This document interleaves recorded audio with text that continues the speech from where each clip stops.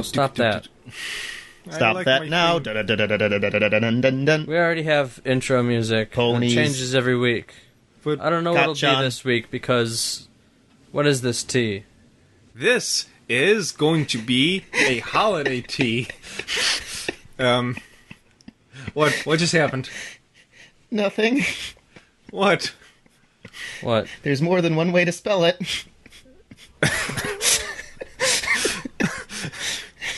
Moving right along. It's gingerbread tea. Yes.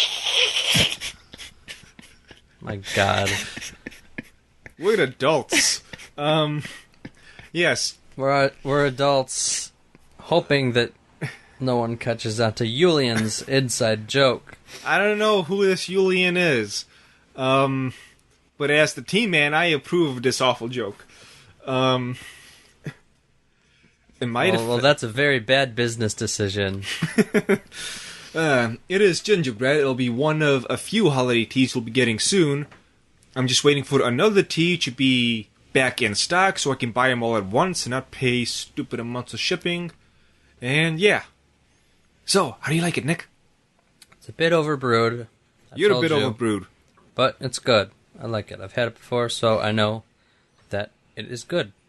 Actually, gingerbread is a little bit... It might have been just because I used too much.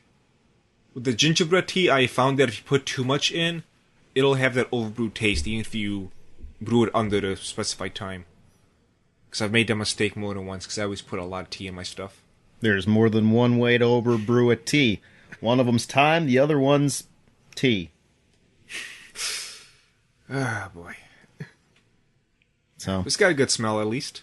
yes, and my last beverage was a cup of coffee a while ago.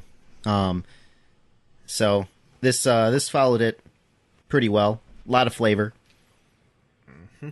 Very, very warming. My gut feels toasty. Yep. And next week, we'll try one of the other holiday teas. Which one? Stay tuned and find out. How many do you have, out of curiosity? Let's see. Curiosity. This season I'm going to have 1, 2, 3 that I can recall. Maybe a fourth if people buy more tea. Uh-huh. Do we consider Gryffindor Common Room a holiday tea? No, because that's going to be year-round. Oh, okay. Yeah. This is just for the winter. Winter in this case, I guess, begins October. Well, fall/winter, I should say. So one of the teas will be a pumpkin spice. Nice. And, yeah, that one's, fall. Live tested and approved. Mm-hmm. And that one, we're going to use the character from... Name already escapes me. Was it Soul Eater? Yeah. Maka? The witch? The witch. The pumpkin witch. Yeah. Oh, nice. Okay, good. I'm glad we actually went with not just who's a white girl. I was actually thinking about using Lucy from Fairy Tail. Oh, That's okay. about as basic white girl as you can get. But then I asked one of my clients. He's like, "No, you guys should go with this." Yeah, it was a good choice. Mm-hmm.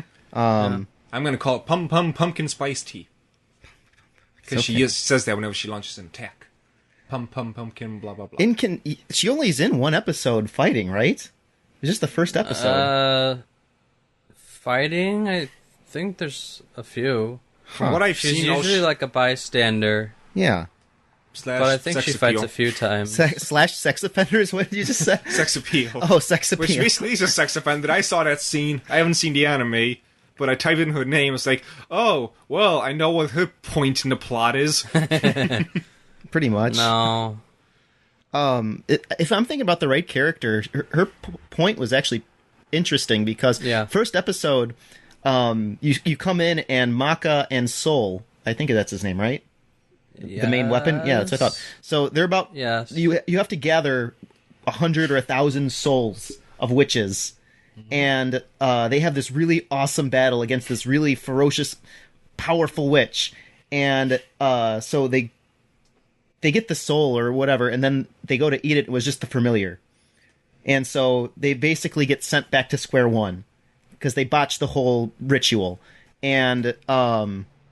because she wasn't a witch, the manliness of Soul lures her to follow him, and so she just basically tries to seduce him for fun.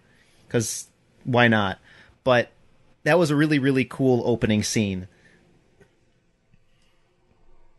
But other than that, I can't think of her doing anything besides walking around in a towel. Those were the only 2 scenes I found on YouTube. It was a while ago, so I don't really remember it that well, but she had kind of like a... She was kind of like a gag character, and yes. I think there were a couple times where she was like, intelligence gathering and stuff like that. I could believe that. I always hoped to see her in battle again, because she was pretty beast. Is she a cat? Yeah. Okay, that's what I thought. Okay, my memory is... It was a long time ago. Shoot, how old is... Soul Eater? Yeah. That's at least when a decade. we watched it, it was like 5 or 6 years ago. Yeah, and it was old then. Mm-hmm. Pretty sure it was like a 2006. Let me see. Soul Eater. Let's just call it that. Oops, anyway. Yeah. So I like that choice for pumpkin spice. Do we have something for...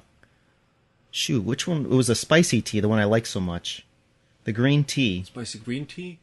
If I get that one, it won't be a seasonal, it'll be just the regular tea, so I'm gonna hold off on that for So we haven't found a name for it yet, then. Nope, no name for that one yet. And I get more if we need to try it again. Side note for those listening still. So that going with that pumpkin, I think is pretty fitting, but we could have very easily just named it Fairy Tale and sold millions. That's not how Team Gurren rolls.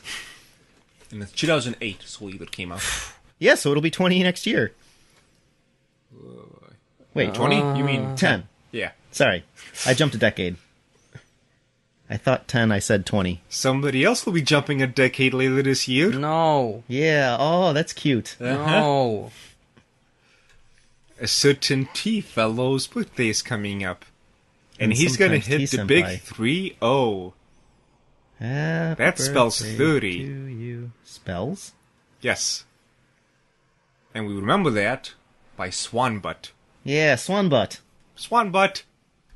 Nobody knows what that means. It's an inside joke. If you guys can figure it out, send us an email. I'll send you free tea if you can figure out what Swan Butt means. At Teacast at thedragonstreasure.com. Smooth. Yeah. So, Mr. T-Fellow, what other news stuff do we have going on today? Well, before we get into news, why don't we talk about the new season of anime that we watched a bit of? Do we want to do it now or in the second infusion? Because spoilers. Oh, yeah, you're right. Yeah. We'll do that.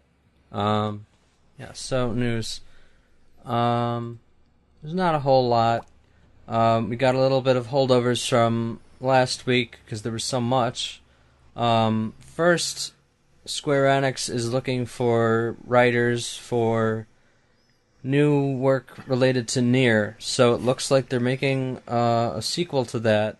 It's writing for subquest stories, main story, NPC writing, so it's definitely a game. So that was really successful compared to everything else that is in that kind of series in the universe.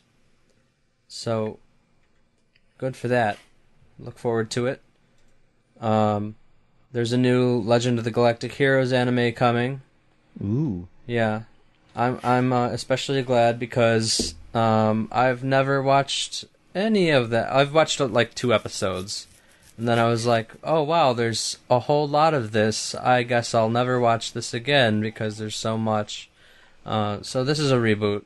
Which reminds me, I've gotten to like episode 120, 30-ish in One Piece.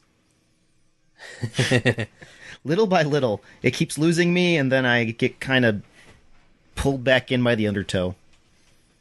Did you say the other toe? Undertow. Oh, I thought that was the like camel toe. No, the undertow. I thought that was a Naruto reference. What? First there was Naruto, then there was Boruto. Now there's other toe.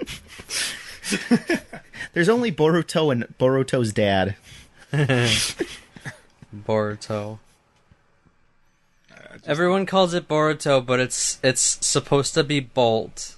What? Yeah, Bolt? Bolt. Why is it supposed to be Bolt? Like lightning flash. Because Japanese This- accents. Boruto. Boruto. Boruto. Bolt. I'm glad that they just committed to that and translated to Boruto, totally for the yeah. Americans. You know what's been bugging me? On the other hand, now we can call him Nalt. No. Yeah, you'll get it later. What's been bugging me is earlier I saw something. I like how he's just like, Nalt? Nalt? After explaining to you exactly why it was Bolt. My Boruto is to Bolt as blank is to... Never mind. So anyway, there. I don't get it. Are you serious? Explain it. What am I missing? No. This No. is so much better. Go to this your way. room and think about it. I'm in your room. Pink lemonade. Note. So anyway, Rushu. on this note, oh, phone's ringing. Rushu. Don't worry about it. Okay, Probably some executive. probably. Super Yeah, important. it's someone important. calling for the big thing that we have planned. So, Hello? You want me to use one of your teas? How much you paying? man, this was going on for way too long for what it is. But somebody that spoke Spanish was just like, when people who don't speak Spanish pronounce Jorge as Jorge. And that's how I thought it was pronounced. And so now I'm freaking out because I've been doing something wrong and I don't know how I've been doing it wrong. It's Jorge. Jorge. Jorge. I don't know. Yeah, It's exactly. It's probably something like that. Yeah, so I wish that the Spanish people were as nice as the Japanese people and how they translated stuff, because now we can join in and just be like, Boruto, instead of, Bolt. The funniest thing about that is that phonetically, Spanish and Japanese are the two most similar languages. So get on... I almost said get on Bolt. Get on track. Get on Chaku. Toraku. Chocolate? Alright, so what else do we got? So Berserk was based on a true story. Bullshit! Oh. No, the Band of the Hawk was based on the creator's high school friendship. Oh my And god. Something about that. In an interview, someone was like, he was giving advice about how to start their work and where do you get your ideas, and he's like, well, it's always better if you base your ideas off something personal, because then you get more ideas and more detail and more personality into it. So he said, because for example, I based the Band of the Hawk on my childhood or my high school friendship. So yeah. That's really unfortunate. I mean, oh my god. Well, I mean, I'm not sure how much is actually it's based on.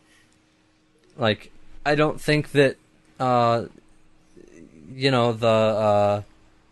what are the egg things called? The necklace of the chosen? No, the eggs. The eggs? It's like the egg with the face. Yeah, that was the necklace for the chosen, the king. No, but they had a name. The Bezalith or something. Nekorosu. No, that's not what it was. I only remember that... You're talking the little red thing that Griffin wore, right? Yeah. Yeah, I thought that was just, his specific thing. That was supposed to... that was given to him by the beggar woman or the fortune-telling woman. You never saw those first 3 movies, did you? I don't think so. Get to it. Fine. Well, whatever they are. Anyway. You don't think that was part of his childhood history? I doubt someone sacrificed his army to further his agenda in global domination. No, but Somebody wasn't a teenager. I think that your teenage years were a little different than ours. Yeah. And we were right there. But Jesus, Maybe he based it off of your life story. Maybe. Yeah. But like, just imagining that being his group of friends. Like, okay, every group of friends has the chosen one, and that one girl who wants to bang him, but will sort of look at the other sad guy because she never stands a chance, and the guy's kind of, well, she's kind of a guy, but not really, you know. Casca? I was talking about his childhood, but I guess, yeah, that's pretty... I didn't know what we were talking about. Holy shit, I'm Guts!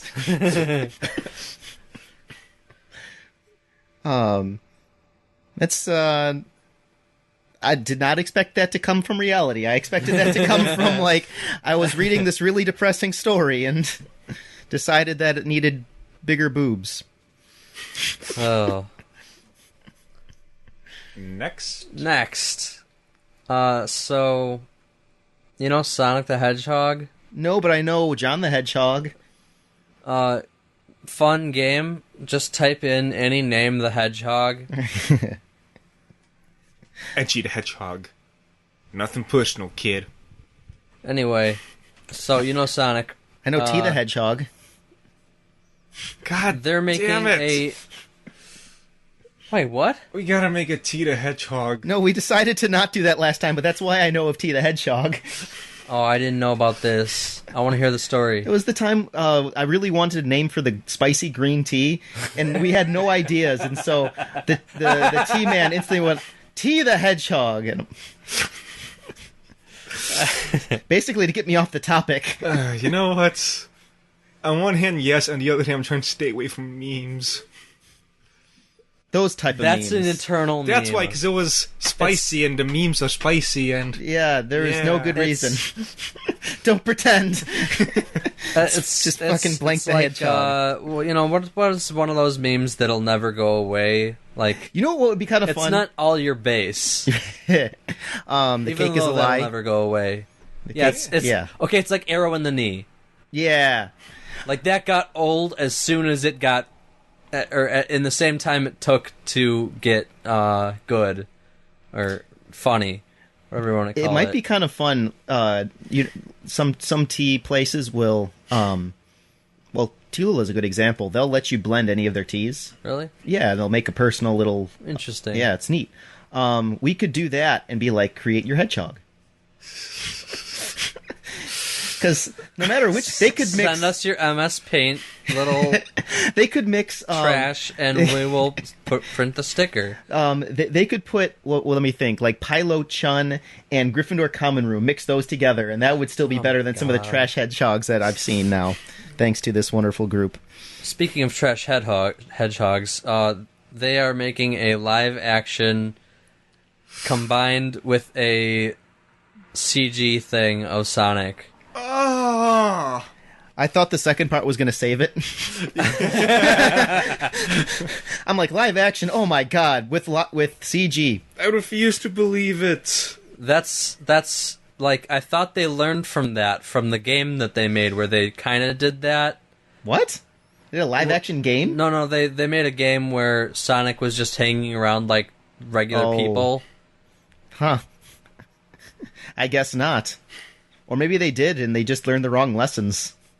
They didn't learn to make the levels better, or the game work, or the animations smooth, or any of that, or just, have a good game. Yeah, they announced it last year, but there was kind of like a backlash of you stupid, and so they put it on the shelf, and when nobody was looking, they took it off the shelf again. How much longer do you think until... Alright, have you guys have seen America's Funniest Home Videos, right? Yes, but they're getting the Fast and Furious producer to promote this. I don't think that's how you gotta make a good movie about this, guys. Hey, Sonic is fast. This guy made a movie about fast cars. We got a thing. Well, I'm just thinking how much longer it's gonna take, because I think the only way to salvage this is if you get the audience involved. And so I'm thinking like America's Funniest Home Videos, they had those little friggin' handsets. They could let you vote on the options and at least make it like a... Shoot, what are those games you like? where you choose what the next action video is. games? No, the other games. Visual novels. Visual novels. Oh. Make it kind of like a visual novel in the Like theater. a choose your own adventure? Exactly, like they have about 10 seconds to choose a That would be choice. the worst thing ever. No, this sounds like it'll be the worst thing in a ever. Crowd, What? like in a crowd. Yeah. I think they tried to do that once. They did it with Like Futurama. 10 years ago or something. Really? Yeah. What? With Futurama, they had a joke about, like, what's the name of the robot movie star? Oh, yeah. God. I can't remember. We'll say Robotnik. Sure. Will Robotnik A, spring into action, or B, look over his paperwork again? People selected A, the thing went, you selected B. No, I Yeah. didn't. I'm pretty sure you did. It was just 2 hours of him going over his paperwork. It'll give too many people a chance to troll. Yeah. Which the Sonic community? Fewer things could make them happier and keep them off the streets. Will Sonic A, race into action, or B, continue talking about how autism is cool? You've selected B. Again. I was a fan of Sonic. I shouldn't be. Oh man. Visual planners will blend live action and CG elements. He will be a digital character in the real world. They should not be doing this. It's a sin. Some things, they already made a Battlefield movie, so... Or not, what was the name of, sinking the ships? Battleship? Battleship, there we go. They made a movie about Battleship, so at this point, nothing is off limits. Yeah.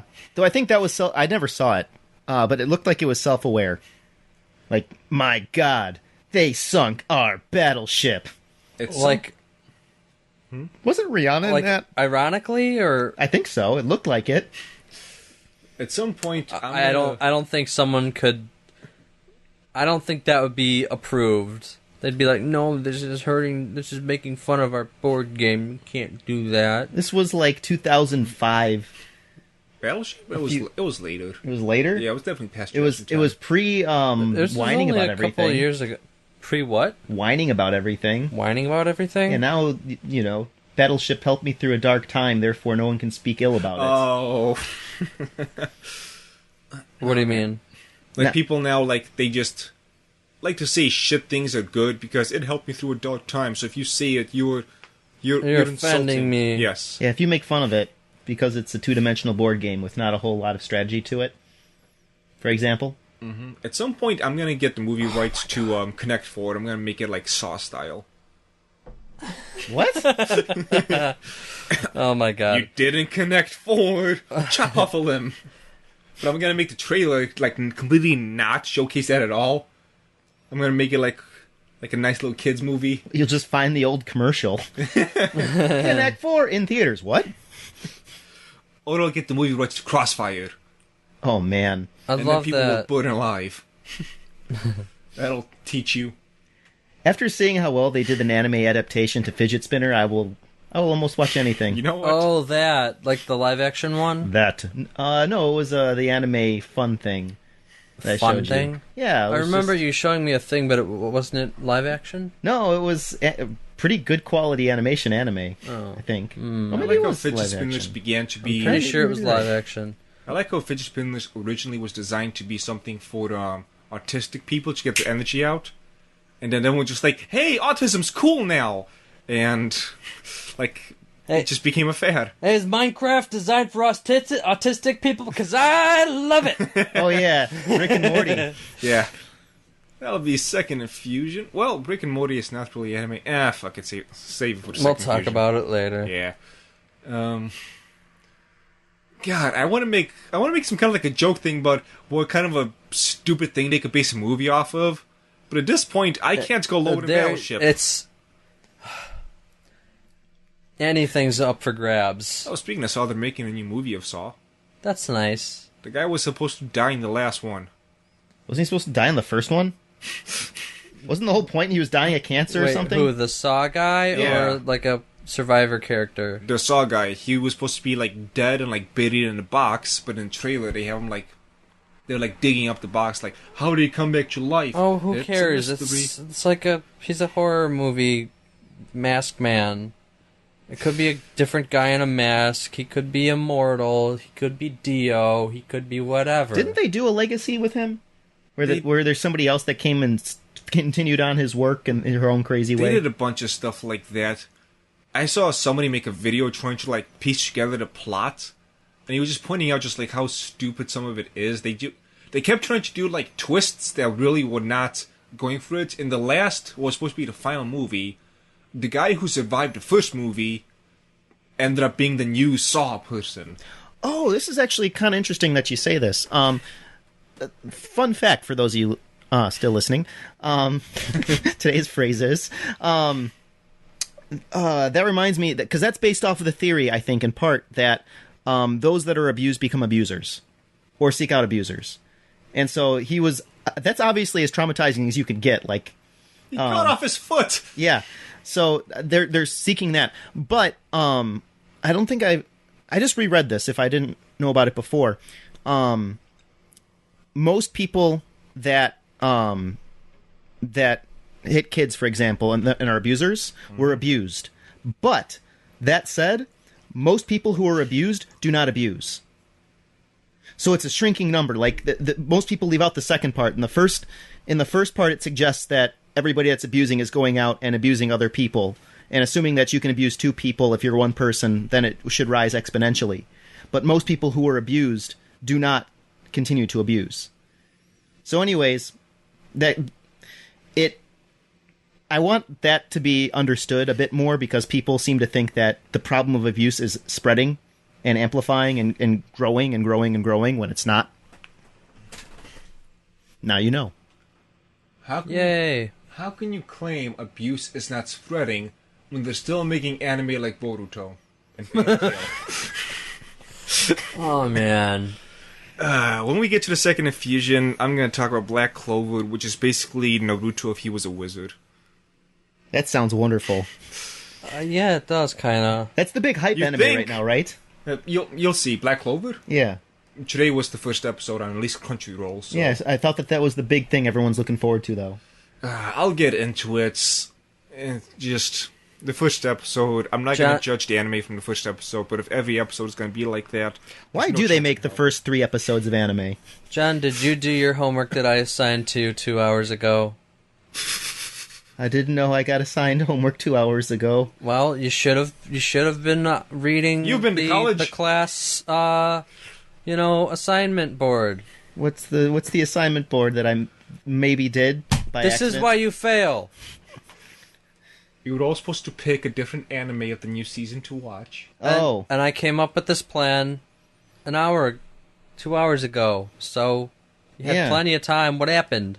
I finished... No excuses. I finished the Knights and Magic. Okay. He was ahead of the game. That's acceptable. You watched the whole show. We only watched one episode. Well, technically I watched all of the show, because only one episode is out. All that is possible to watch. Don't give me that lame... Are you abusing me? Yes. Because this will make me an abuser.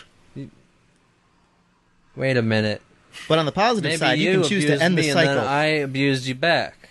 About that. Let's find the origin of which one of us began the abuse. I think it might have been John. Me? Yeah. Up there in your ivory tower. Which is very odd, because I was never abused. Dun, dun, dun! Anyway. What else is in the news? Why does my tower have to be ivory? That's racist. Okay, you can have an ebony tower if you want. Good. Do you subscribe to the magazine? Yes. Okay. If it was in Tower of Dead Dogs, you could say he's... Never mind. So, what else is in the news? Alright, let's get rid of this creepy Sonic tab. Alright, Nioh, the game, is coming to PC November 7th. That's right around the corner. Yeah. Spelled Nioh, not Neo. Is Nioh, not Neo, the Christ figure. Is October the Silent Voice movie? October, yeah, I think it's the weekend of the 25th. Woo! Silent Voice, is that the deaf woman? Yeah. Yeah, it's a good movie. It's definitely worth watching. Whether it's worth going to see it in theaters, not, I don't know. I went and saw Your Name in theaters. I don't think you can. I don't think that's You saw still in My theaters. Name in theaters? Not you. Oh. Your name's a secret, so I wouldn't know. Well, you already said it, like, earlier. You said it in the first Teacast, so... Yeah, but that's because I'm dumb. You have no excuse. I don't need an excuse. I can say whatever I want. Anyway. Yeah, so... Nioh. You're saying something about that. I can't, like... Anytime I hear that name, I'm just gonna think of The Matrix. So what is this Nioh about? This Nioh is, feudal Japanese Dark Souls. Oh, is that the video game? Yeah. Ah, I remember what I was talking about that some months ago. But wait a minute. It's already out on other things? Yeah, it's been out for a while.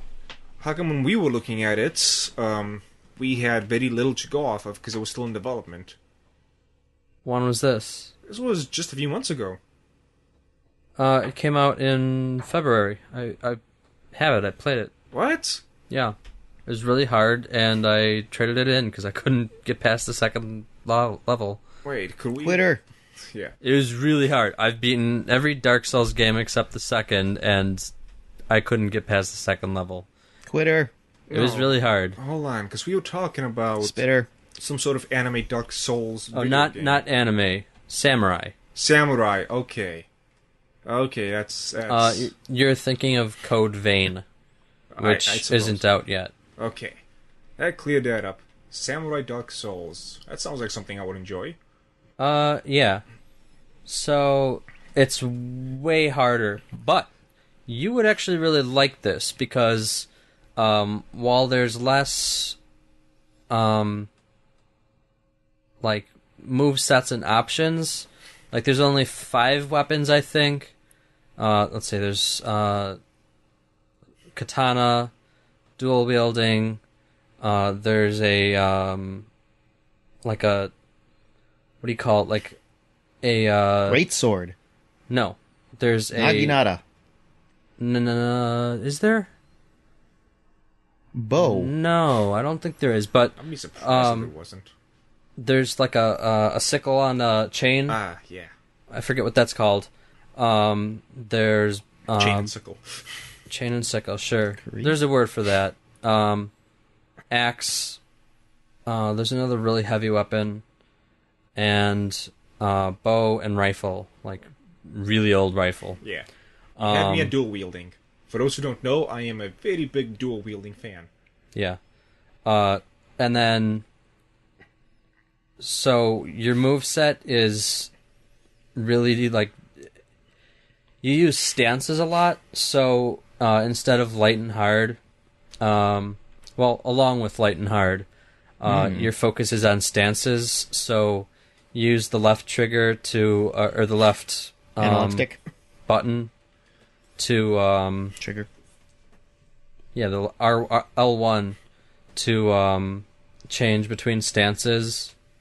So square, triangle, and X are switch between light, medium, and heavy stance. And then you kind of use that based on what type of damage you want to do and your speed and stuff. And when you run out of stamina, it's a lot more punishing because you just stop. You come to a dead standstill. In Dark Souls, stamina is more of like a suggestion. Like when you run out, it's like, okay, time to retreat. But in this, it's like, no, you die if you lose stamina, or if you run out. But the catch to that is, when you're like just at like 1% stamina, you just stop attacking. And if you get your timing right, you can hit L1 and you'll get like a key flash restore, and it just shoots you back up all the way. So there's a lot more. Super Saiyan? No. But you have like an animal spirit that that follows you around, and you charge that up by killing people and things. And when that's all charged up, then you can kind of go Super Saiyan, I guess. Are you fighting like demons, other people? Other people mostly. There's a couple demons. The demons are like mini bosses, and then, well, for the part I played, they were like mini bosses. But it seems like they show up more and more as you progress. This game sounds awesome. It is awesome, but it's really hard. You're a spitter. I wanted to play it, but I couldn't. Can I dual wield greatswords? No. Oh. Yeah, the equipment is a lot more, or at least the weapons are a lot more restricted than in Dark Souls, and the armor and stuff is mostly cosmetic. Like a lot of it has, it's kind of like Diablo, if you ever played that. Like you way back when. Yeah. It's more randomly generated. Like you'll kill a guy and then you kind of can pick up all of his armor, and odds are, if you've been playing the level for more than 10 minutes, you already have all of his stuff. But there's a chance that he's got, it does, 5% poison resistance or something like that. So you can pick that up, or, there'll be different stat differences in the particular armor, but it'll look the same. And there's nowhere near as much lore to be found. That was my favorite part of Dark Souls, is just walking around and you pick up an item and it's just like a pebble, and it's like the pebble has lore. Mm-hmm. There's almost a book series written by your favorite author that you can pick up. Yeah. Well, in Morrowind, the Elder Scrolls game, that was half the plot was written in just books that you can find just lying around. And it's like volume 23, but like, where's volume 21 and 22? Find it, loser. I did. It was great. It explained why Vivek held up the prison of that the Daedra threw at him. I'm hoping you don't take too long with 6. They've been taking their sweet time. Well, they haven't even begun it yet. They're working on Skyrim for the Switch. Skyrim Special Edition. Skyrim for everything. Skyrim now available on everything that exists. Skyrim now available on Game Boy Advance. We're bringing it back, bitches. How popular Skyrim? You thought we were joking. Yeah. A little trademark next to that. How popular is that with, like, teenagers? Skyrim? Yeah. I'd say it's up there. So I know it's popular post-age, let's say, 19. But I don't know, because Skyrim would have been coming out as teenagers were born. That was one of the first games, besides Minecraft, that my cousin was into. But your cousin's unusually awesome. Not when it comes to games. Like, he usually goes for, like, mainstream stuff. Occasionally there'll be, some weird thing that I'll like, but, that boy's the only one that likes the first levels of Dokapon Kingdom as much as I do. That does not make him awesome. Yeah, it does. But it does make him an unusual source to, ascertain the popularity of a particular game or anything of his age group. And I'm thinking, like, pre his age, too. Like, around, 12 or something. It's of interest to me because it's been around since they were born, essentially. So...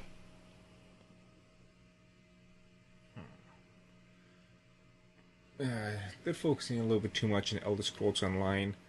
I tried to get into it, I couldn't. They gotta go back to what made them them. I want more single-player stuff. I recently picked up, again, what was the game? Neverwinter Nights 2. Oh, yeah. I never finished that. Yeah, I finished it. No. Spoiler, everyone dies. Like, Almost literally. Party Like, you finish the game... Party success is failure? Pretty much. It's setting up for the next expansion. That never comes. The Lich King. No, it came, but it was just like... Your character... That's kind of bad. You play like an epic adventure next one, but your character has amnesia or some shit. But it's just like, they didn't tell that, and so at the end of the game, it's just like, you succeed in stopping the final villain. Unfortunately, a cave-in killed all of you. It's like, what? That's terrible. What the hell? A standalone thing shouldn't assume that, first of all, there's going to be a sequel, and second of all, that you're going to play the sequel, and third of all... Not sequel, expansion. Yeah, same. Especially a sequel, but an expansion too. Like, Neverwinter 1 did it in a good way where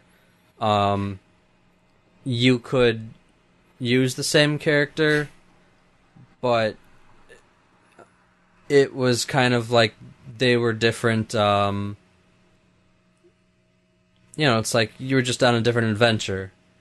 Or you could just make a new character with all of the new character builds and classes and prestige classes and stuff. Like when I first started the one of the expansions, and I'm like, I'm gonna be a dragon guy. Cause not a cobalt, you mean, right? No, because you could have been one. Oh, what was the guy? Deacon? Deacon loves. Yeah. What's that from? It's Neverwinter 1. It's stunning flashbacks. Yeah. There's an annoying gnome bard that's in my party in 2. We played that. It might be Deacon. We played that whole campaign in multiplayer, I think. Yeah. Well, you were the goddess in one of our games. The goddess. Yeah. You mean the DM? Yeah. You were a pretty lady. I don't recall this whatsoever. It was at the sleepover. Yeah. Was I part of that? Yeah. I don't. It was just maybe the three you were of us. asleep. I remember us Is trying to do it. Yeah. Falling? Ish. But anyway, I really liked that you could just sort of... The first part of it, you could make up a brand new character and stick with it and potentially end up at a higher level, but probably not as good stuff. Or you can just sort of skip the pre-adventure and go straight to the level 3 or level 6 or whatever level it was adventure, and pretty much streamline your build, have everything just put aside, and that was great. I enjoyed that game. Right now I'm trying to build my ideal character, but they don't have all the feats of 3.5. So I can't get to my full potential, but I can still get pretty good. Wait, in what? In Neverwinter Nights 2. Oh, right. Yeah. And they don't have a spell sword, unfortunately, but they do have some type of magic and martial class. It's not what I want, but I can still dual-wield great swords while casting spells. So that's Where'd you get that? Huh? Where'd you get that? Get what? Neverwinter Nights 2? Yeah. Well, for me, I downloaded it, but... If you wanted to do it the correct way, which I actually will eventually, just as soon as certain things get a little bit better with job stuff next week, I'll probably just buy it and just copy-paste my characters. But, what was it? GOG.com. Game on something. For $20, all of the expansions and whatnot. Just boom. So what else we got going on new stuff? Remember Great Teacher Onizuka? I do. Remember the spin-off? No. Ish. I remember hearing about it. Did you ever read that? The spin-off? No. No, the whole original. Thing, yes. You gave it to me. Well, I've got the first spin-off if you want it. He looks like a literal wasp. He does in this picture. It's a yellow background and he's got kind of like a a French mime shirt, like black and white stripes. Yeah, but it kind of comes off with tinges of yellow in his yellow hair, and he has a cross on. He is a literal and figurative wasp in this. And he's got handcuffs for some reason. Anyway, so this is the second spin-off, and apparently part one of it. So part one of the second spin-off. Yo, dog. Yeah. It's finished and going on hiatus. Yay. So that's good. And we're getting a translation of that already. But we are also getting what they're calling GTO the early years, which is not the prequel, but GTO is actually the sequel to that. Yeah. Okay. If you haven't guessed, it was a lot more popular here than Japan. Or rather, we never got the first one, so we only know GTO. I didn't even know there was a first one. I thought GTO was the first one. It's the third one. What? When he became a teacher? There's Shonan Junai Gumi. It wasn't. Then there's a prequel called like Bad Company or something like that. Then there's Great Teacher Onizuka. Then there's Shonan 14 Days. And then this thing that just ended its first part is Paradise Lost. What, a Baki? I think there might be one or two others that I've never heard of. I'm assuming. This is like mind-blowing. It's like finding out that Lupin the Third was actually the third incarnation of the series. It just kept going and going. Next season, we're going to get Lupin the Third's dad. No, but like GTO is really popular for obvious reasons because it was like super good. But the originator. It was just like it's them as teenagers, and it's the plot is either they're trying to pick up chicks or they're something to do with racing bikes or rescuing their like fellow gang members. It's like that's the entire plot. When you say it's bikes, great. do you mean bicycles or motorcycles? Motorcycles. Because they're kids. No. Ching ching. What else we got? Ding ding. As we talked about last week, a certain magical index is getting an anime sequel, season 3, which is like the last one was 2016. Did we say? That was like whenever. No, it was a while ago. It was a long time ago. Yeah, it was like 2010. 2013. 2013. No, that was a movie. So even before that. Yeah. Anyway, long enough. So that was a leak, I think. But they came out and they're like, it's actually a certain Project 2018 and it's going to be more than Index. Oh. So there's also going to be something involving a certain scientific railgun and a certain scientific accelerator, which I had no idea existed until just now. So that's nice. Mm-hmm. And finally... And we talked about last week, there's going to be a Hollywood live-action version of Your Name. And instantly, Japanese people made a little manga panel about... the stereotypes that they imagine are going to be like what it's about, and there's like this Aryan-looking guy with like a little goatee, and like kind of chubby black girl with I don't know if they're dreads or like it's like weaves. No, it's I don't know. It's I guess they're dreads, whatever. But like, the description is like, in this story, Mitsuha is in Taki's body in New York, and Taki is in Mitsuha's body in New Orleans. Taki's apparent friends ask who they believe is him if they wants to buy some drugs. However, Mitsuha has no interest, so he runs away. She runs away. Meanwhile, a couple of girls try to bully Mitsuha, but Taki reacts by punching them. Taki and Mitsuha, equally frustrated with their new situations, wonder what happened to them. They look into mirrors, somehow make a connection, and realize they love each other. So,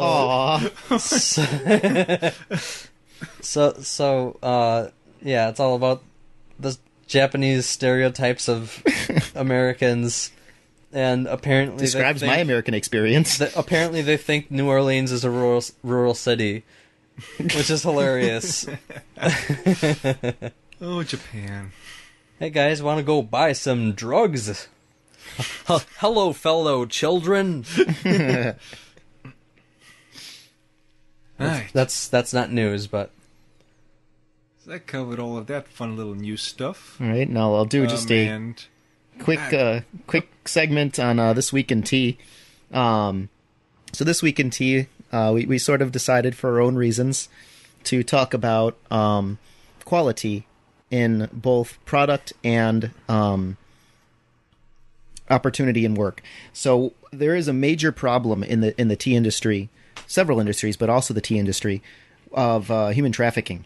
And if you care about tea or you care about people, which I hope you care about one or the other or both, you can even just do a quick Google search of this. What are some of the places where it's the worst?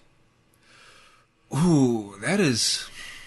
So I've seen it a lot in like no, is it Assam? Assam, yeah. India is definitely the worst, though Southeast Asia is slowly catching up. Which is not what we'd like to see, obviously. I'm reading a book on that stuff right now, actually, and yeah, it's... let your imagination run wild. It's probably a little worse than that. It is one of those things where... What's a good way of saying this? I'm still a human that gets angry at bad things that happen, and tea is supposed to be my escape from the world, in a sense, where I can just sit down, have a cup, and just let my worries wash away. Knowing that some of it gets plucked by slave labor doesn't make me a happy camper. And so, if I ever get nice and rich and famous, that'd be my little, my humanitarian aid project, which I will be doing. Trying to solve this problem of human slavery in the tea business. So there's a lot of different ways it starts. A lot of the times, people see girls on the outskirts of town, and they pretty much just like, oh, hey, we can offer you a really good life, and then they're gone. There's actually, the T-Man and I watched almost like a documentary. There's like a task force that keep tabs on these missing women, because usually the worst cases that I'm familiar with have been women. They're taken from their families. They work just day and night pretty much for no money. And they're kept alive. They're fed, but not well. They're found years later. And so a lot of times they have to make deals because, again, the tea industry, it's if you drink tea, look on the back of the package. Most of the time it says Assam or Darjeeling. That's the type of tea, but it's called that because that's where it's grown. And a lot of the fields... Similar to the way Scotch or bourbon... Yeah. Yep, exactly. Is only... You can only call it that if it's from that location. Exactly. Same sort of concept in play. And there are... Even the companies that quote-unquote off the books do this sort of slave labor.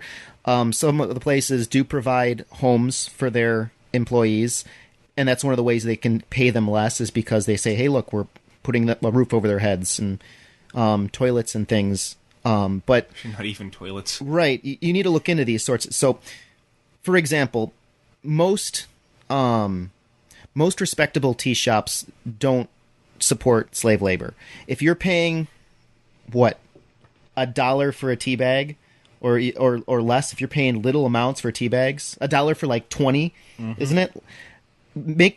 your eyebrow raise by itself so you can ask the questions. They're doing that most of the time through the slave labor. You can look into it yourself, and you should, because it's something that's affecting a lot of people at this moment. But, for example, we go out of our way to not support that kind of thing. Most local tea businesses, for those of you in the area, like Todd and Holland, Tea Lula, they could probably say a thing or two on this as well. But trust reputable tea shops. Trust reputable stores. And if you're not paying a lot, not saying that you should always just buy the expensive teas, You know what? but look into it. So, as a businessman, there's certain things I'm not supposed to be say and do. In this case, I'm just gonna say fuck it. Tea is not nearly as expensive as you think, because you get several cups out of a thing. If you do the math, you can get as much as like 25 cents a cup for the tea if it's loose second leaf. times. It's really, really not that expensive, especially for what you're getting. Because you're buying it in bulk, it seems more expensive.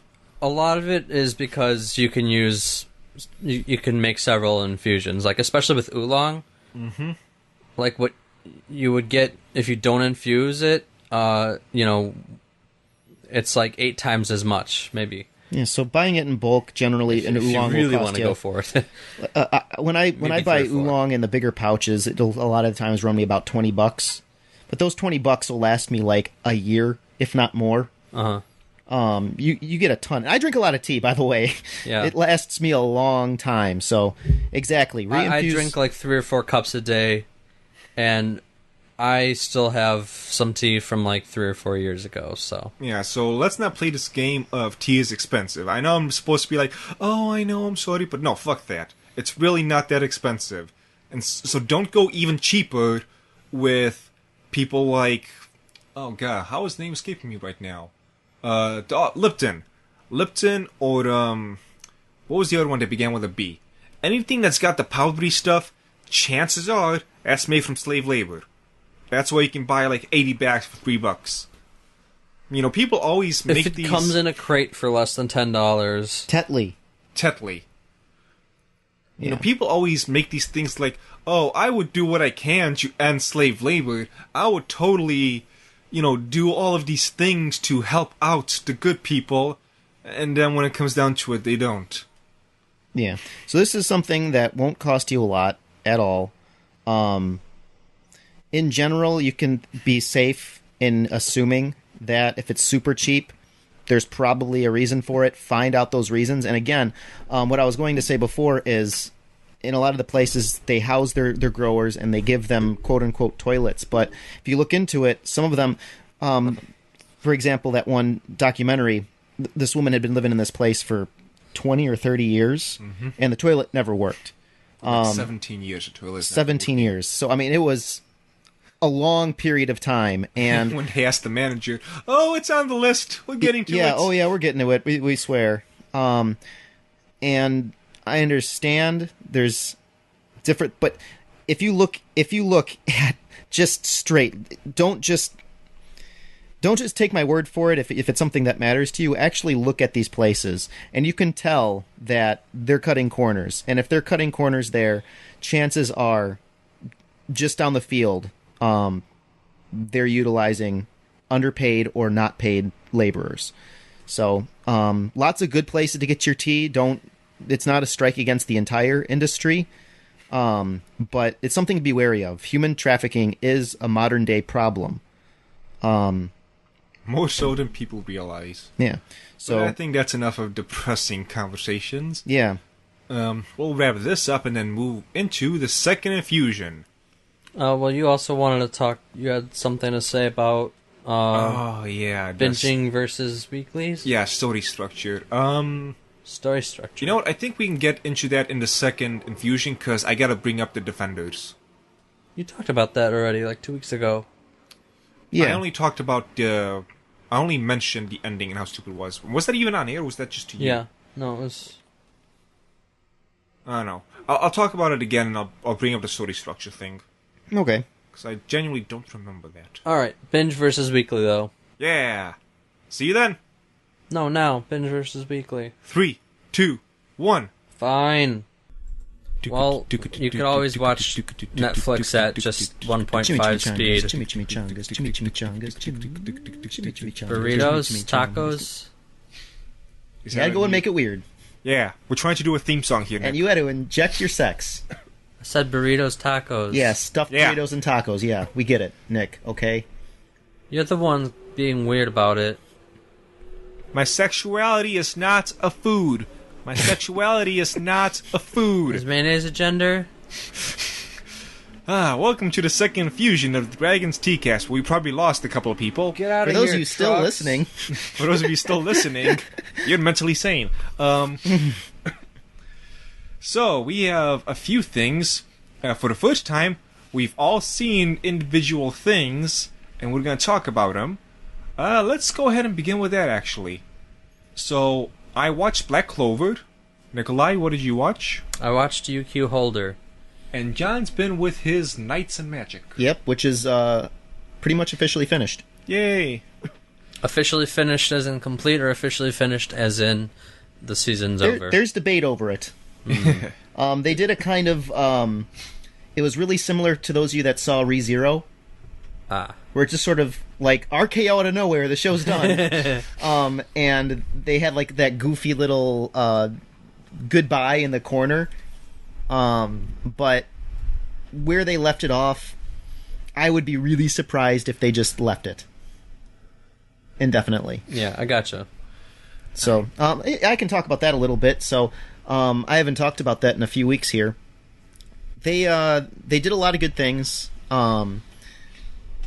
They developed the world really, really well. And the characters all developed their own little quirks and faults. So after everything's said and done, I still stand by what I said as Ernesty as a Mary Sue, but he found his counterpart, and I was even more satisfied. I don't know if I've said it on the show. I love dragons, and the final boss was a big-ass mechanical dragon. I'm very surprised that, we all like dragons. The Dragon's Teacast. This is very confusing. It was this enormous dragon, and so the clash came to a head with Ernesty, with his beloved humanoid mechs, and as he looked on this dragon, which was basically like a weaponized warship, on its back there were little kind of like turrets that the humanoid mechs were sitting at. And so essentially they, for all intents and purposes, chopped off the lower half of the mechs and forced them to become part of this dragon. And Ernesty is just like, "You have lost the freedom of being a true mech. I will bring down this monstrosity." And Mechstrosity. Yeah, and so, yes, I love that. Ernesty, he's evolving in a really not unique, in a really sophisticated way. No, not unique. Not unique. Not unique. But he's developing in this way that he wants to build better and better technology. Right now his country's at war, so it's focused on war, but there's a baseline philosophy behind it. It is not just for destruction. In his mind, he can use all of this. For example, he developed little mini-mechs for people that his engineers now use to transport materials in like a third of the time. They use it for transport, and his arch nemesis, when I last spoke about him, he was the one that developed airships, and so he was the king of the skies. Ernesty found that King of the skies. He kind of called himself that. He pretty much plagiarized it and then added his own better stuff. And the show left off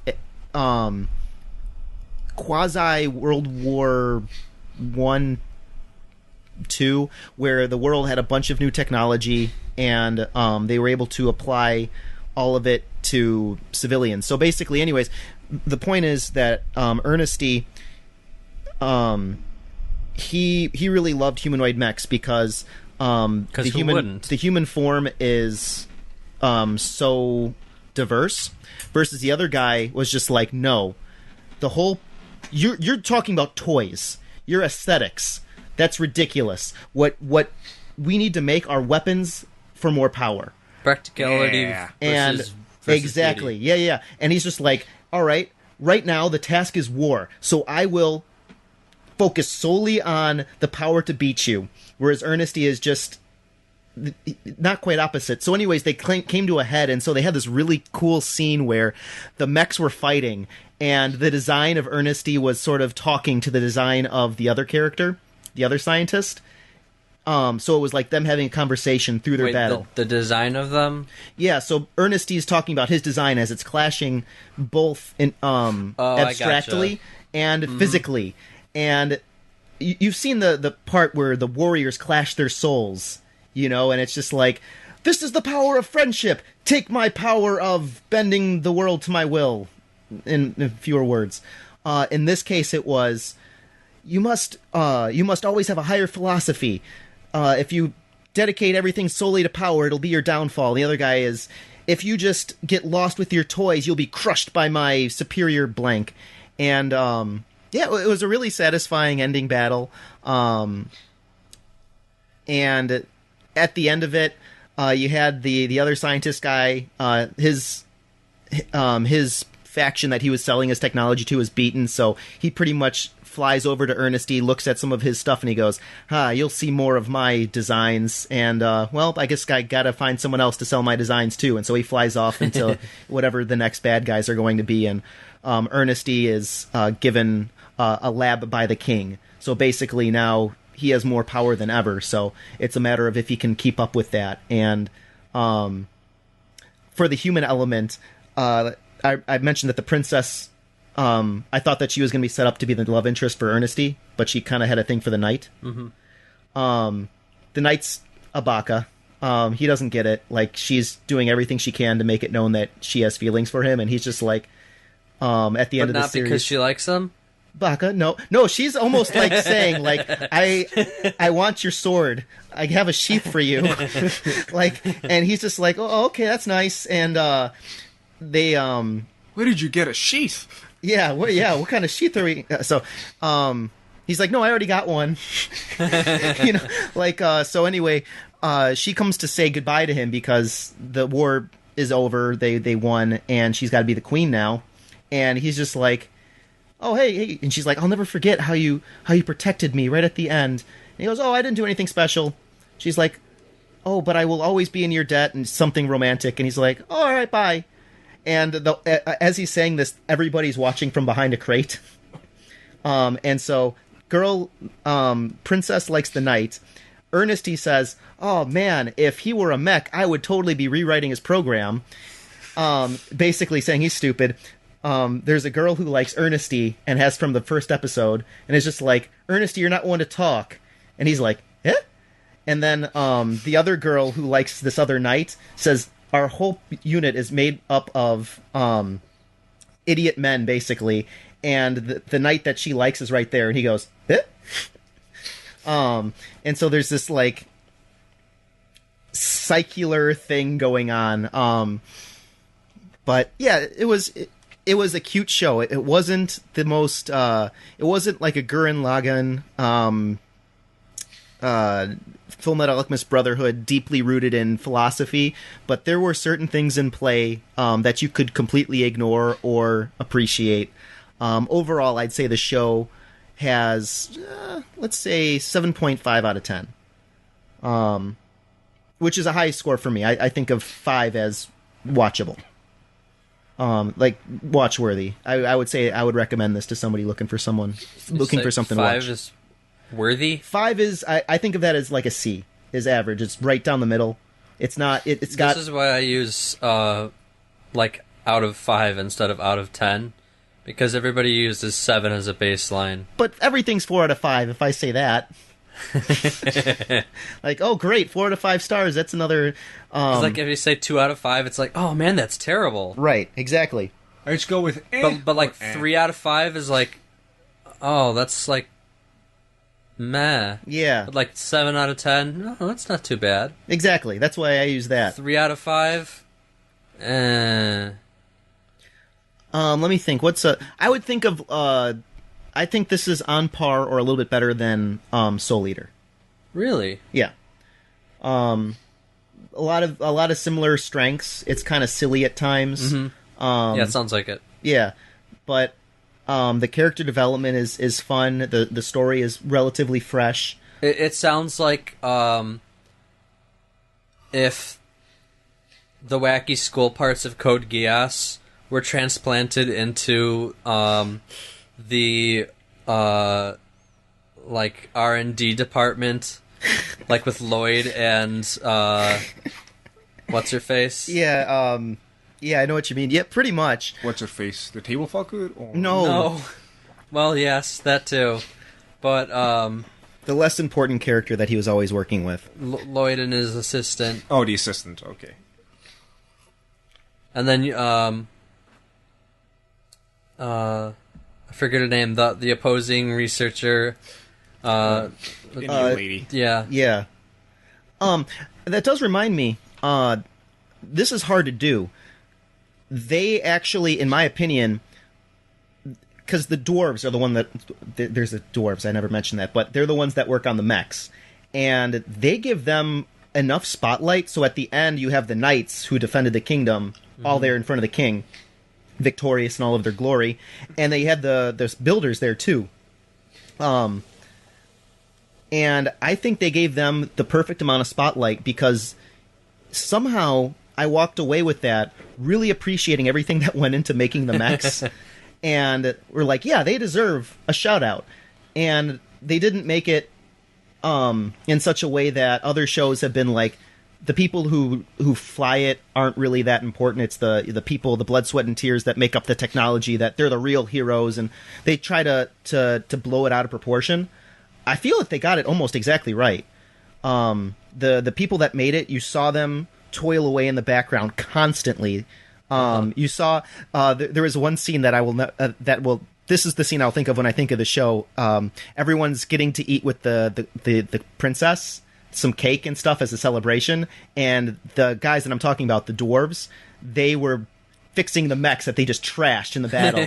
And the son of the main mechanic said, I want to be eating cake with the princess. And the guy says, no, it is the mechanic's pride and joy to toil away in the background so others can do this.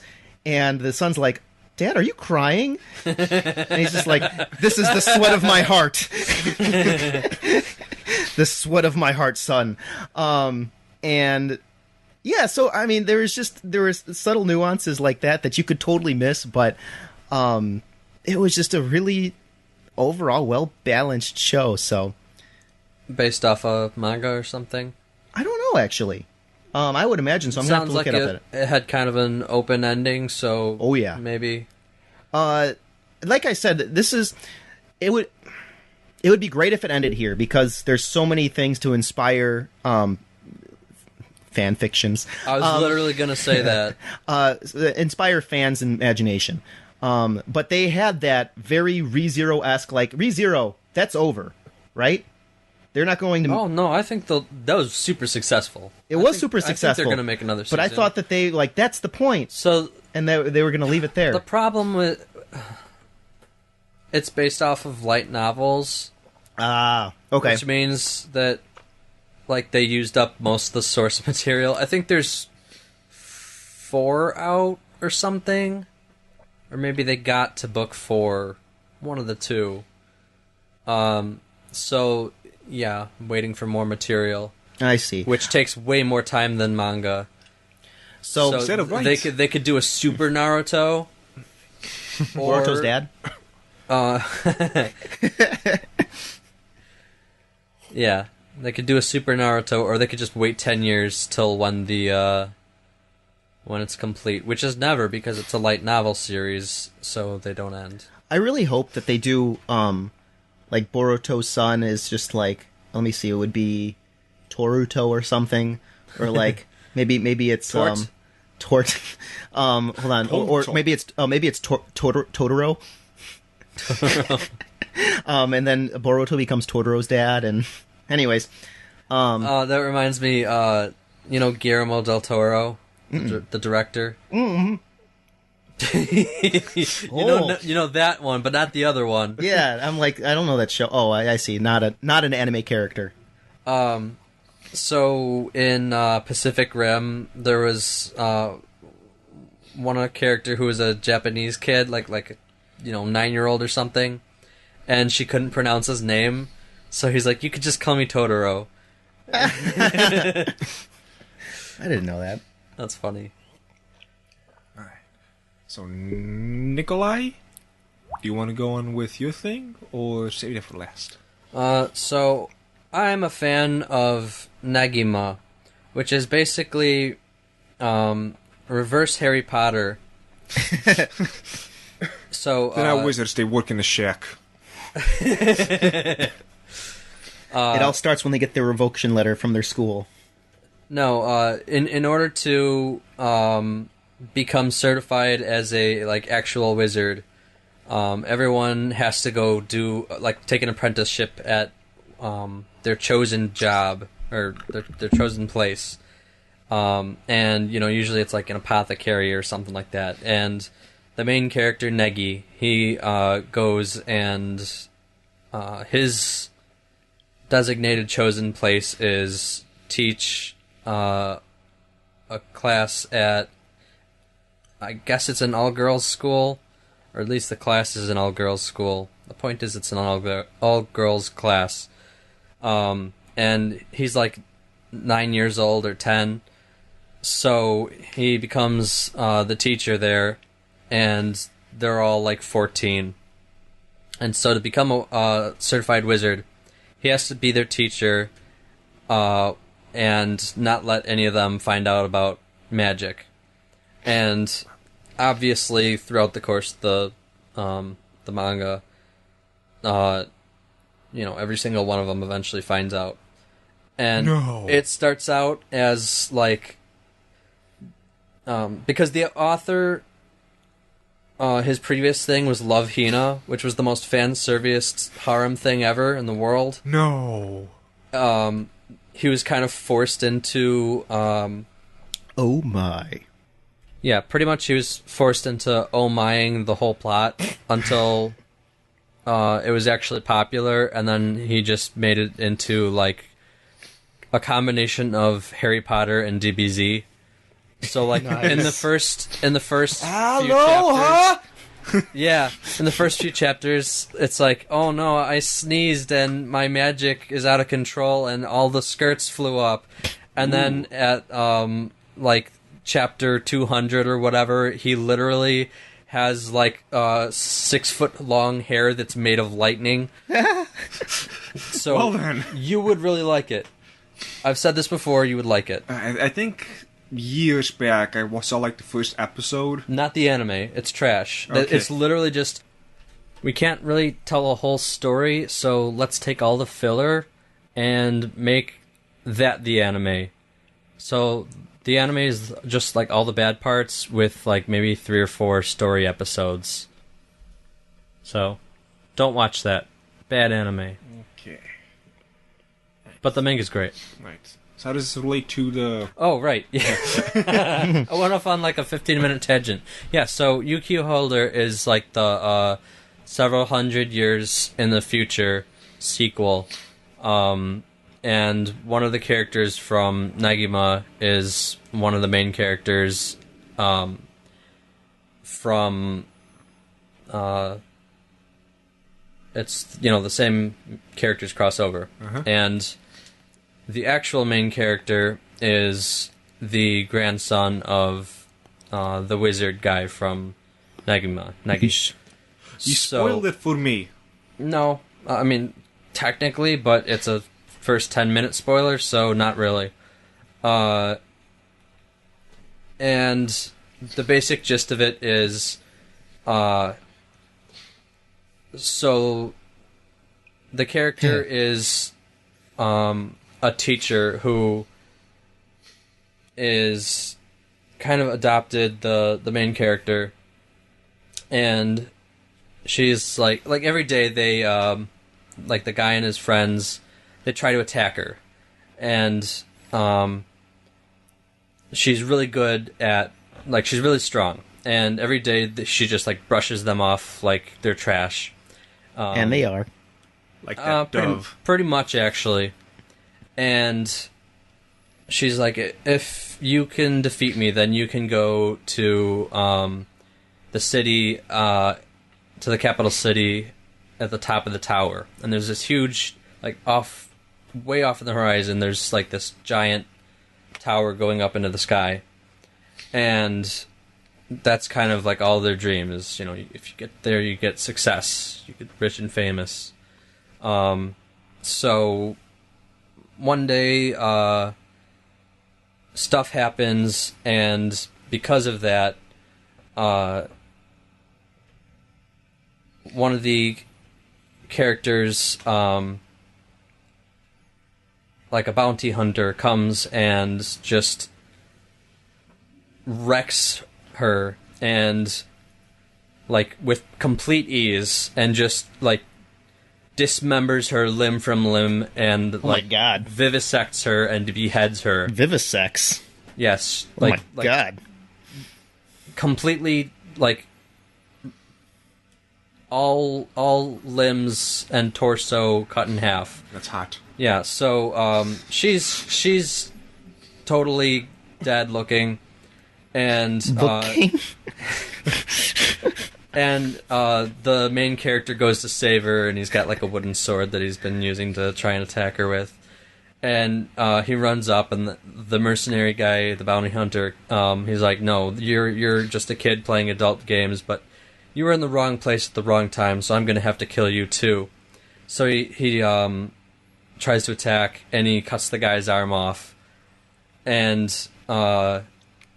he cuts the main character's arm off, and then he cuts his other arm off in another a later fight. So he's just lying there bleeding out. And the bounty hunter goes, and he's like, "I'm gonna have to eliminate everybody here," and he just goes to kill basically the entire school that they're at, and then the girl who's been, or the woman who's been protecting him the entire time is like, "I'm actually a 700-year-old immortal vampire. So drink my blood and you'll be fine." But is this that friggin' thing with the fight in the soccer field? No. Oh, okay. I don't know what you're talking about. I know what you're talking about. I'll show you later. Okay. There's a fight that everyone's been freaking out about for like 6 months. Okay. Or let's say 2 months. Anyway, yeah. So he drinks the blood, and then he stands up, and the bounty hunter's like, "Wait, how are you alive?" And then his arms just, like, grow up right back, and he just, like, completely beats the guy somehow. And then she's just fine too. Well, that's... So, yeah, the show is about immortal people and how powerful they can get. Like, that's the escalation of power in the first episode. I've read a bit of the manga. Manga. It gets higher. Can you take... Like, you know how, like, no one in Bleach ever dies? They're already dead. That's basically the plot of the show, only it's self-aware, and I appreciate kind that. of the point of the show. Yeah, so Some of them want to die. I didn't say it earlier, but in watching One Piece, that was one thing that I really wish they could have adopted. Death? Well, death, or that they're all just friggin' immortals. Because they keep writing themselves into corners where there's no reason for them to survive. Like, there was a character that they focused in that was blown up, and his sacrifice was a pretty big deal. And they brought him back. And I'm like, all right, I'm going to reserve judgment on this. There's probably a reason. They didn't bother explaining how he survived. He has not really contributed anything thus far. So, I mean, besides bad feels, bro. Was it like at South Park, how years and years of Kenny dying after every episode, and then Kenny dies for real, and they have, like, this super sad episode, and then a couple years later, after no Kenny at all, he just walks in one day and everyone's like, "Hi, Kenny." Yes, as a matter of fact, that's almost exactly what happened.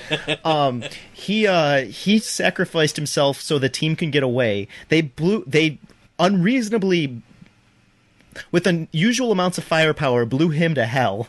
And they made a big deal, like, okay. I mean, literally or a lot? Yeah. Like, he was on a rowboat, and they used enough explosives to blow up Chicago.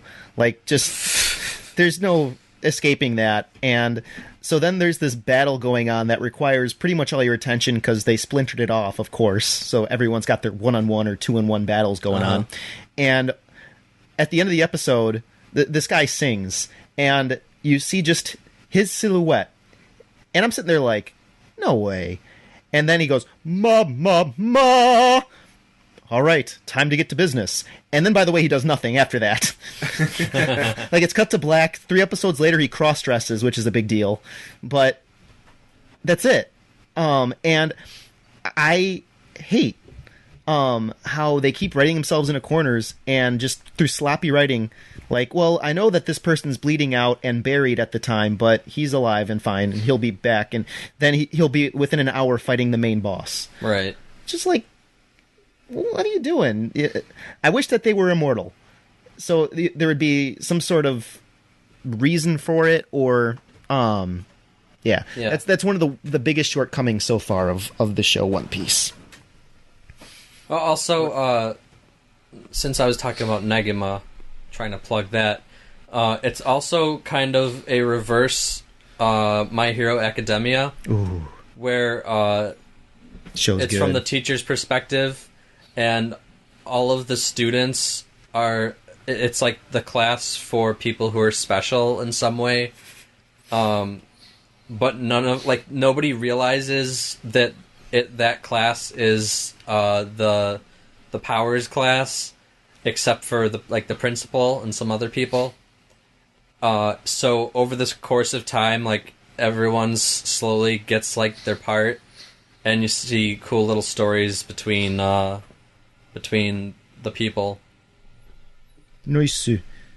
So do we actually, before we get to Alien's anime, want to talk about My Hero? No, let's move on to the new one? The new show. Okay. Naruto the Wizard. I mean, Black Clover. So, Is he a 9-year-old boy? 15 in this case. Which, well, I will say I'm going to keep watching, because you can't judge an anime off just the first episode. Yeah, you need at least 3. Yeah. Now, I am vaguely sure that this is the plot. I'm not entirely sure. I mean, they kept trying to shove it down my throat every minute, but in this world, magic exists and is everything, and the main character can't do magic. I'm fairly certain they couldn't make that more clear, but yeah, it got really annoying after a point. It's like, we get it! You literally just said you don't need the third character in this minute to bring that up! So how long until he uses magic? End of the episode. What a shocker! Yeah. The opening scene is a little bit off-putting. So basically, 2 babies are dropped off a priest's doorstep, and he, like, gives no shits. He's just like, oh, babies. Alright, I'll bring them in. So, what's up, babies? Like, no, like, oh, what is this? No, like, oh, man, I should find the parents. I don't know if I'm ready to be a dad. Just, I'll take them in. Why not? So it's 2 kids. One of them, the main character, is all rambunctious. And the other, like, pseudo-main character, the Sasuke figure, he's all, like, quiet and brooding, even as a baby. And he's got a magic pendant or some shit like that. Now, fast forward 15 years. So the main character right now is really annoying. Like, really annoying. I can't stand him. Like Naruto? Kind of like that. He yells a lot, but he yells in a way that's really over-the-top obnoxious. Believe it.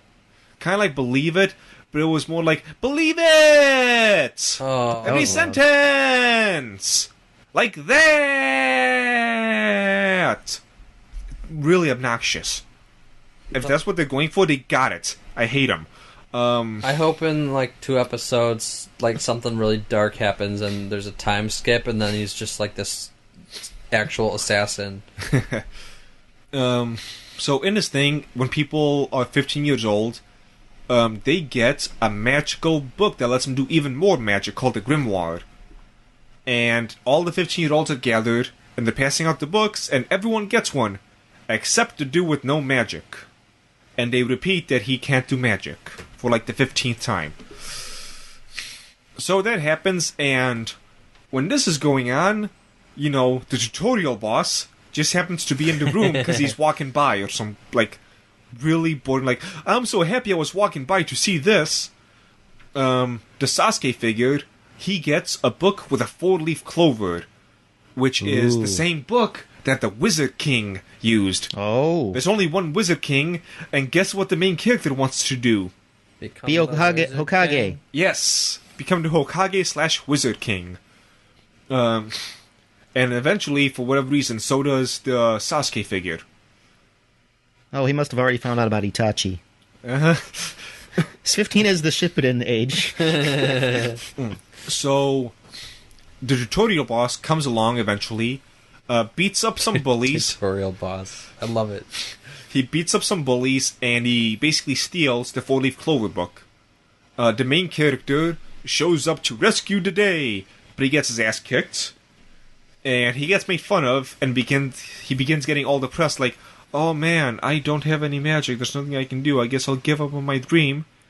Then Sasuke is all like, no, don't do it, I believe in you because you're my rival. And he's all like, oh, I believe in myself now, oh look, a grimoire showed up out of nowhere, now I can use magic. Is it sentient? The grimoire? Yeah. I'm not sure, his might be. So the way they played it off, his grimoire has a 5-leaf clover. Whoa! Yeah, the 3-leaf clover represents like, yeah. Did we just both do the mind explosion at the same time? Uh-huh.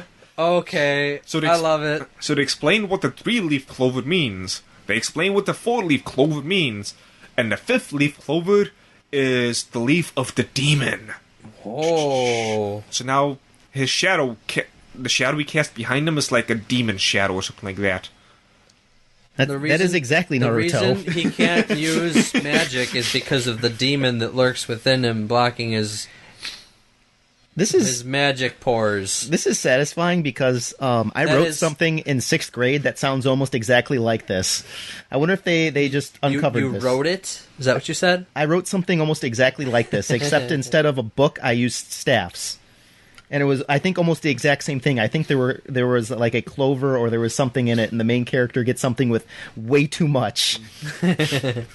And, yeah. And the main character is the type that does 1,000 one-armed handstand push-ups as training type of thing. So, we've got, you know, that sense of who gives a shit about physical strength. Just, you know, crank those out, doesn't matter. Well, he can't do magic, he might as well do push-ups. Yep, so he has yet to defeat the tutorial boss. It ended with him getting the grimoire and that demon thing appearing behind him. And so, we'll see. It kind of, I don't know, because they really, really, really drove in the point that he can't do magic. And then wait, he like, can't? So he... and then like all of a sudden like this, it's like, you wasted half my life. Or half my 20 minutes of this part of my life. So that's like that's the gist. That's how Ghost in the Shell was. It's like there's a ghost inside of you, and your body is the shell.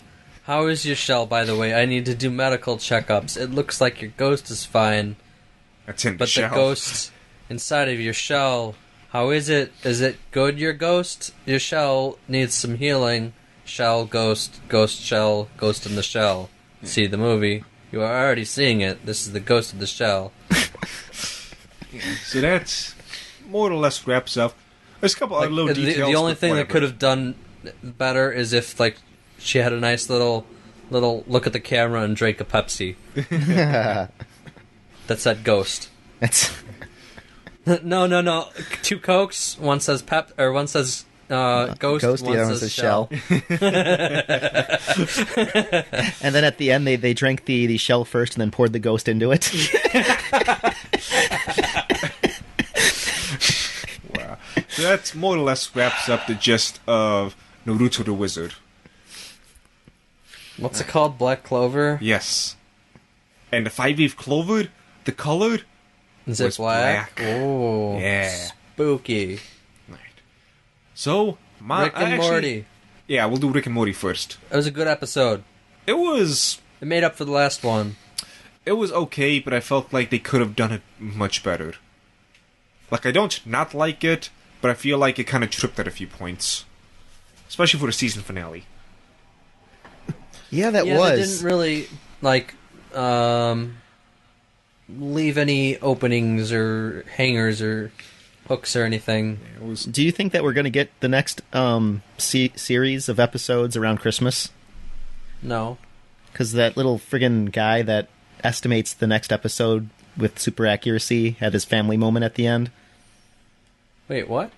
That what is it? It's Poopy like butthole? Yeah, poopy butthole. I was gonna say butt fucks or something. Oh, that. was there another scene that I didn't watch? Yeah, it was right at the end. It was after the credits, I'm assuming? Yeah, Fuck. and he's just I like, hate it when they do that. I love it when they do that. Either for always this do reason. it or never do it. Don't do it sometimes. No, keep doing what you're doing. Sometimes is great. Make the chaos. But yeah, he's just like, he was just like, sorry, I haven't showed up this season, but I have a wife and kid now. Wait along for the next season. It's going to be a long time. I'll probably have a big white beard and maybe a grandkid. But it's just like they had a couple. They always give us clues, and it might be just red herring at this point. But like last time, they said a year and a half, and it was exactly almost to the day a year and a half from when they aired the last episode of the one season into the next. So, white beard seems to me to be a reference to Christmas. Oh. That you might be reading a bit too much into it. People said that about the last time too. Well, I think they put him there just to screw with people. He said that it would be a year and a half or whatever? Yeah. That last time there was, not this time. Yeah, this time we didn't give a date. He didn't give a date, he just gives you clues. Whatever. We'll find out in a couple months. Yeah. And so, the season finale of My Hero Academia. Wait, is that all you have to say about the Manchurian Candidate? Yeah. I really liked it. I thought that them being like Minecraft is better than helping out the Save America. It's a more worthy cause. And the self-awareness at the end, it's gonna be like season 1 except better. Yeah. We streamlined it, and it's like, oh, okay, I see what you're doing. Yeah. Oh, and then the shout out to South Park did it 4 years ago. Man, they're really fast, or we're slow. Yeah. So many really good moments. The self-awareness was the best part of that episode. All right, now I'm ready. Right. So the season finale of My Hero Academia, or as I like to call it, the man who cannot give a good hand job. Let me think about that one. I'm not going to touch it. Neither should he. He should keep one finger off the trigger. Anyway. Back to the children's show about 12-year-olds. Wait, how old are they? 15? 14? 14? 14, gotta be. Some more probably 15. But decent kind of filler episode. Yeah. Quasi-filler. It was a weird, filler, not filler. Filler, not filler. We had the main love interest girl. Uraraka. Uraraka. Almost come to terms with her feelings for... Uraraka. Almost come to terms with her feelings for Midoriya, and then a different type of awkward right after, oh, you're about to die.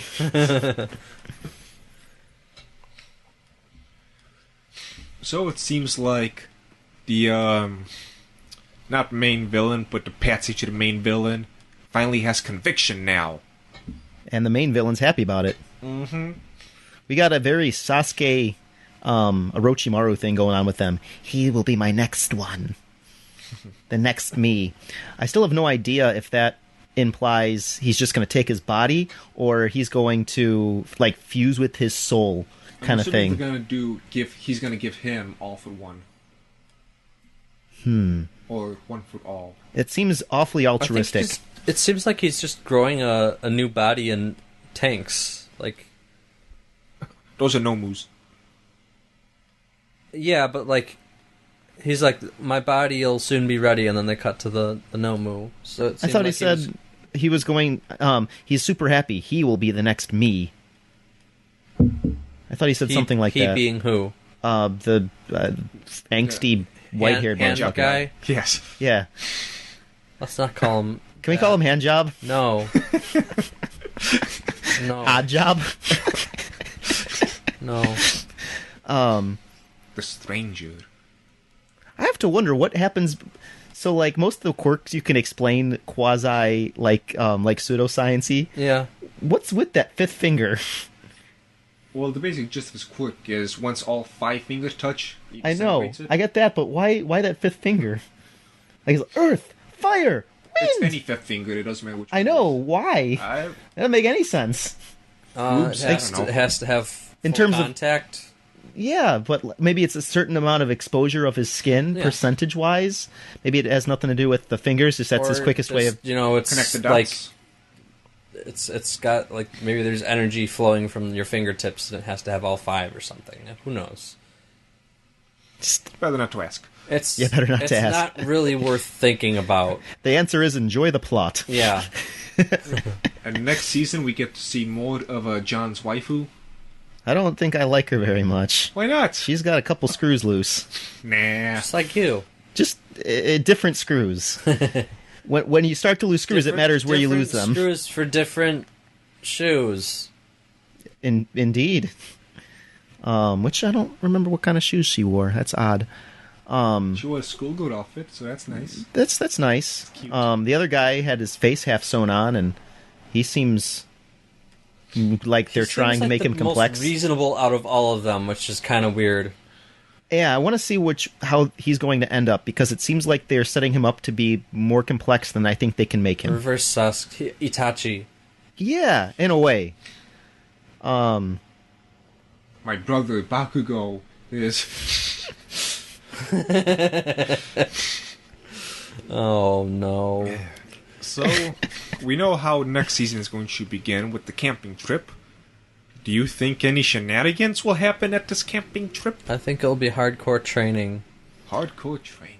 I really hope that they make the lesser characters that failed, and they made a big deal about them failing, and now they're going to give them extra load on the trip, so they're going to do everything that the other characters are doing, plus they get extra assignments. I hope they come out as something kind of like mid-game exceptional. Because before now, they've all been kind of eh. Yeah. And it's fine, you're going to need characters that are kind of eh. But at the same time, if they got a spike, I think that'd be pretty cool.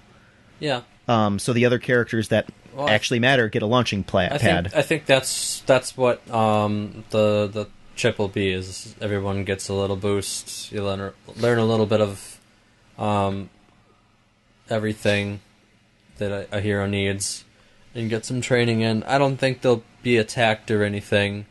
I'd be surprised if they weren't. They've had like every arc where there's been training or something like that. It's been, we're training now. Okay, we got attacked, and there's a real problem. Well, think of it like this: they're going to be out in the woods, away from all the other heroes. What better time to attack? That's true, but So they would need a point to attack. yeah.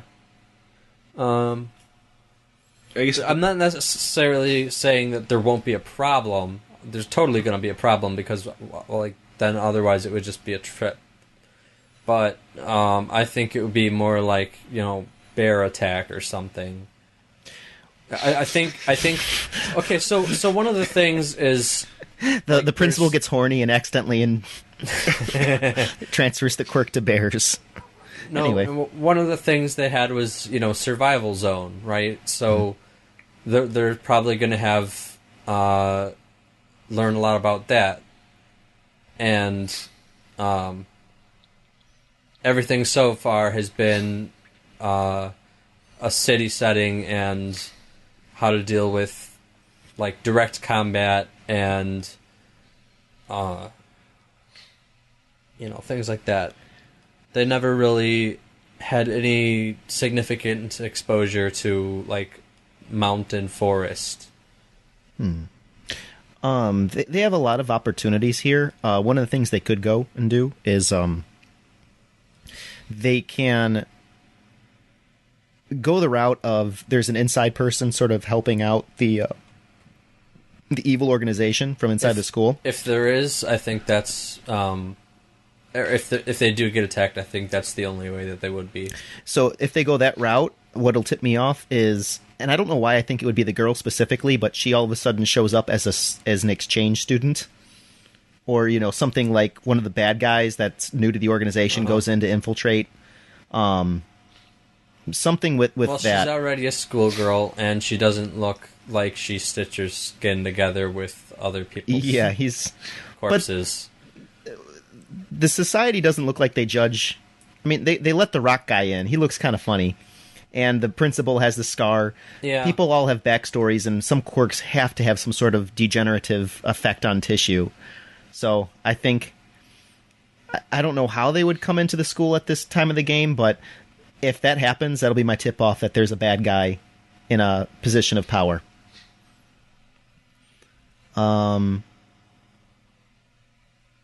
Yeah, I don't really know what else to expect. There's a lot of different ways they can go. I suppose I will add that I'm still deciding in the manga between the saga that's coming up and the saga the manga is currently on, which one of those is my favorite. Ooh. So, you've read, like, as much as there is so far, right? Uh-huh. I mean, as much manga there's out so far. Would you say that the show's pretty faithful? Yes, definitely. Very faithful. That's the impression I got. Mm-hmm. So now that it's over, I'm going to start reading that, because who knows when there'll be more of that. It's good.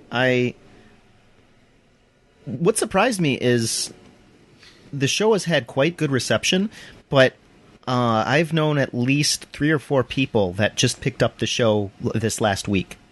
Really? Yeah, and it's been a big deal. Weird, because it's ending this week. Well, they want to binge it, like some certain other Nicks I know. I gotcha. And they all make posts about it, like, I'm going to start it, here we go. And everybody that's been with us through this entire journey of Midoriya and him becoming the best of all heroes has been like, hype, hype, hype, yes. Yeah. Go watch it. I hope that this sort of becomes our generation. Like Naruto, Bleach were prior. I hope this becomes the definitive standard maker. There's been a lot of talk about that. Like what's our generation's version of Friends, for example, and I would say it's Always Sunny. It's all okay. We're horrible people. Or sorry, I meant Seinfeld, not Friends. Our generation's version of Friends is How I Met Your Mother. Seinfeld. Seinfeld is Always Sunny. Oh, I see. How I Met Your Mother. Yeah, that makes sense. You see it more and more as time goes on. The manga slowly, things have been pretty shonen, more like the happy fight stuff, and oh shit, we're in danger, but not really because All Might, and you see just things slowly start to turn more and more in a different direction. And where we are right now with the manga, it is just a fucking feels trip, and I hate it. I recently talked to my brother, and he said the people in Western media that are inspired by anime continues to grow, at least publicly, that they admit that they're inspired by anime. Because it was the Matrix was inspired by anime, but before that, people would be like, "What's what?" And now the person who made the recent Kong movie, a whole bunch of other ones have been inspired by some show or another. So it's sort of gaining influence. Was that Guillermo del Toro? I'm not sure. Since we were just talking about him? Yeah. He definitely was. In fact, he was working on Silent Hill with Hideo Kojima and Junji Ito and Akira Yamaoka, which is like, that's the dream team. Get the best musician, get the best horror manga artist, get the best video game director, and get like a director, like a Hollywood director who knows what he's doing. And what's his face from The Walking Dead? Rick. No. The director? No, as an actor. Oh. Shane? No. Norman Reedus. Oh, here's an interesting question. When The Punisher finally comes out later this year, are we gonna binge watch and like just do a podcast just on the whole show, or are we gonna try and do like a episode by episode thing to stretch it out? No, because everyone's gonna binge watch it and it's gonna get boring. So I guess we should binge watch and talk about the entire show. Yeah, speaking of, we're running out of time for the discussion on binge watching versus not. Well, let's do that next week then. Yeah. Next Again. week. Yeah. This is The very. fourth week we've said next week. It is very anime-esque. I guess we're not binge watching the binge watching discussion. Or if you guys want, you this week you can binge watch the Defenders. Maybe. I don't have Netflix. I don't either. I can lend you the Netflix of the person I'm stealing from. Well, yeah. Anyways, I'll figure something out. Okay. My mom is also stealing Netflix, so I can watch it on the TV downstairs, I guess. Mm-hmm. Nice. Have you watched the Iron Fist yet?